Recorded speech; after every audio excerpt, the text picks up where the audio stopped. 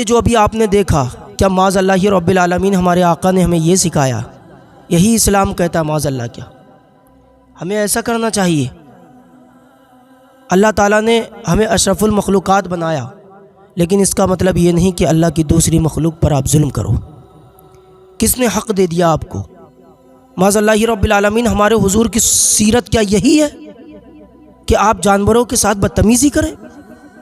اگر وہ بیچارہ دھوکے سے بھوک کی شدت کی وجہ سے اگر آپ کے کھیت میں چلا گیا تو آپ نے اس کا پیر کاٹ دیا، یہ کیسا انصاف ہے؟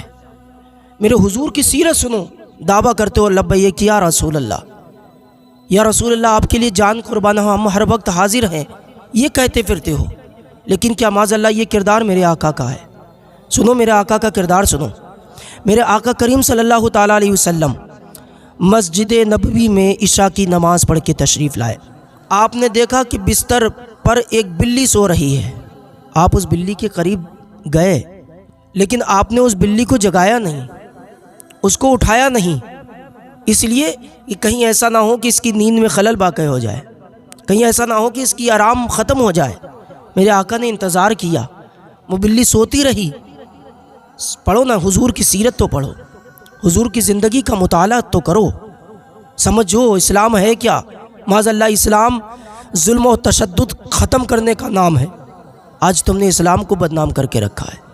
سنو، میرے حضور نے اس بلی کو جگایا نہیں، جس وقت وہ بلی خود اٹھ کر کے چلی گئی تو میرے آقا کریم صلی اللہ تعالیٰ علیہ وسلم اپنے بستر پر پہنچے۔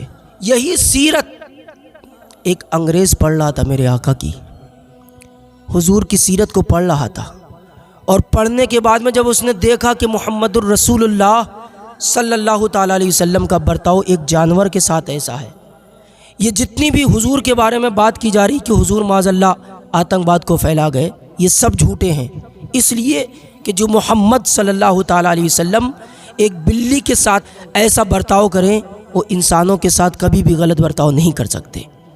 جو کسی جانور کو تکلیف نہ پہنچا رہے ہیں، وہ کسی انسان کو تکلیف بھلا کیسے پہنچا سکتے ہیں؟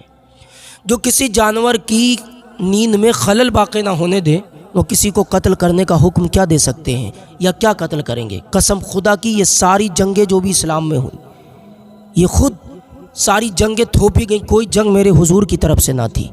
آج تم باتیں یہ کرتے ہو کہ ہم حضور کے سچے غلام ہیں، حضور کے پکے غلام ہیں، یار یہ دعویٰ آپ کا جھوٹا ہے۔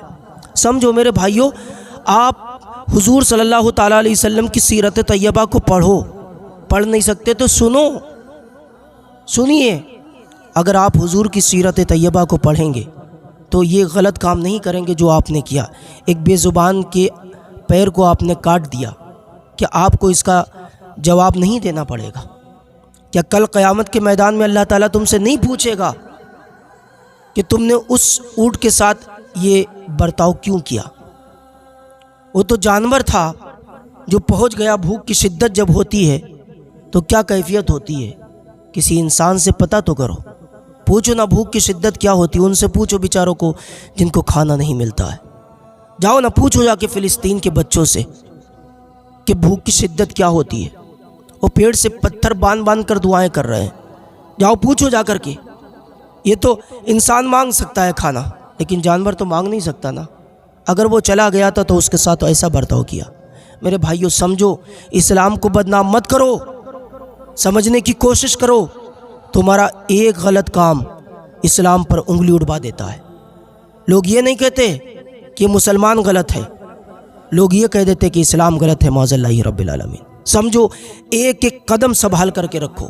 میرے آقا کی سیرت طیبہ کو سنو، پہلے تو پڑھو، اگر پڑھ نہیں سکتے تو سنو۔ اللہ تعالی ہم سب کو حضور کی سیرت طیبہ پر عمل کرنے کی توفیق عطا فرمائے۔